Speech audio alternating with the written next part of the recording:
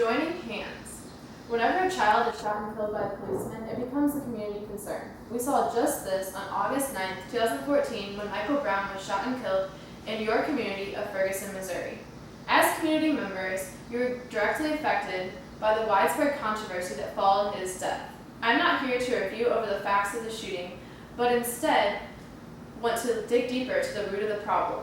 If we can understand the problem, then we can move towards fixing it. And if we fix it, it can lead to a brighter future.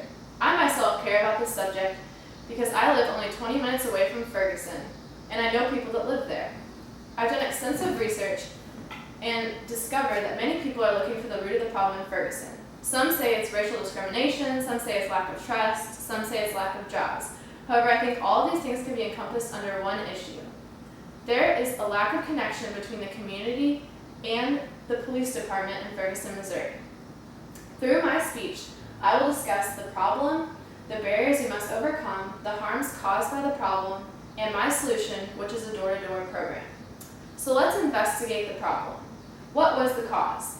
According to a 2014 article titled The Roots of Violence in Ferguson, written by St. Louis Magazine senior editor William Powell, residents say that the tension between the police and its citizens have been long-standing.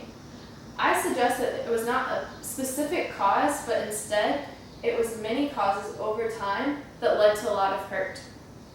So, how did you as citizens react? In 2014, a special report was released by Elaine Ardillas titled Voices from Ferguson. In this report, various opinions were gathered from you, the people of Ferguson. Let me share with you a few of them.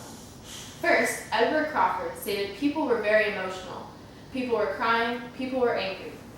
Then, Janice and Daryl Brown stated that they hope that people will look back and see that Ferguson changed our view on how we treat people, how we interact, and how we view our world.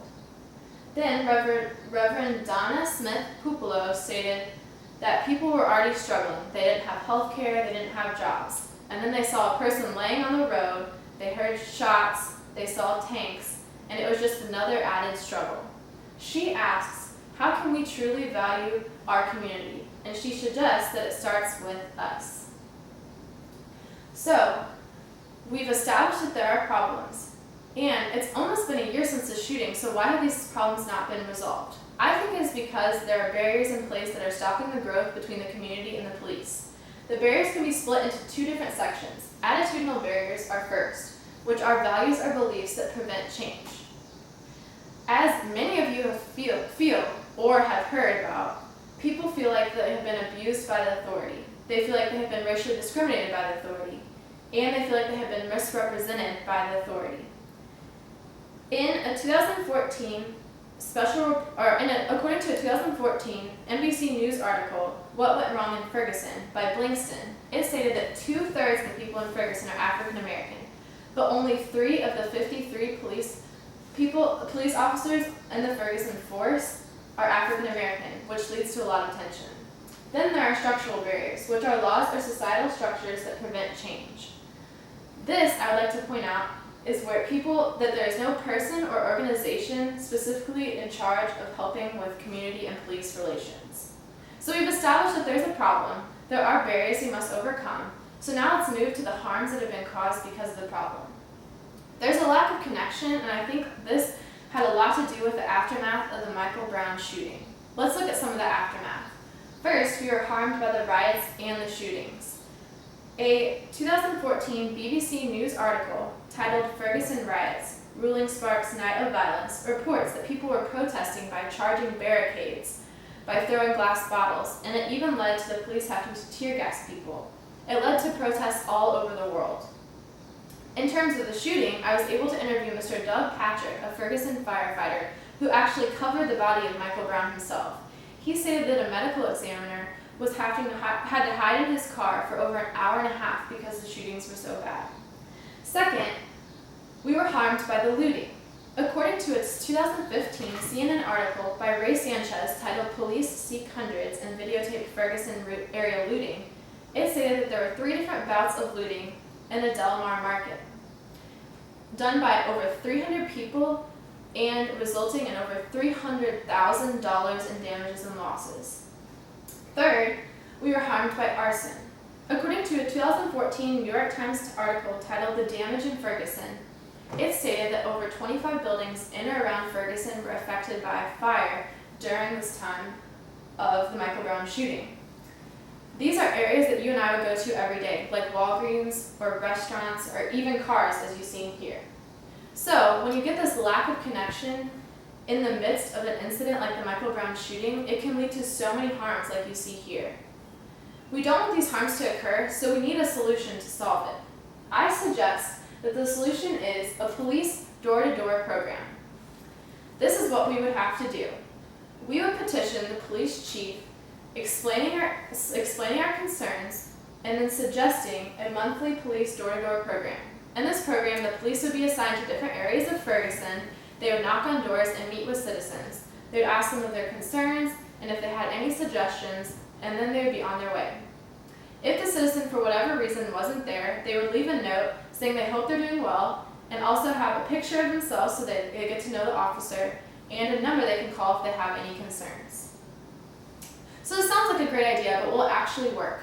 Well, other communities have implemented similar solutions and come up with good results. According to a 2013 MyFox article written by Valerie Bowie, the community in Sanford, Florida had a rash of shootings, and in response to these shootings, police and pastors went door to door to meet with the people in the community to try to mend relationships.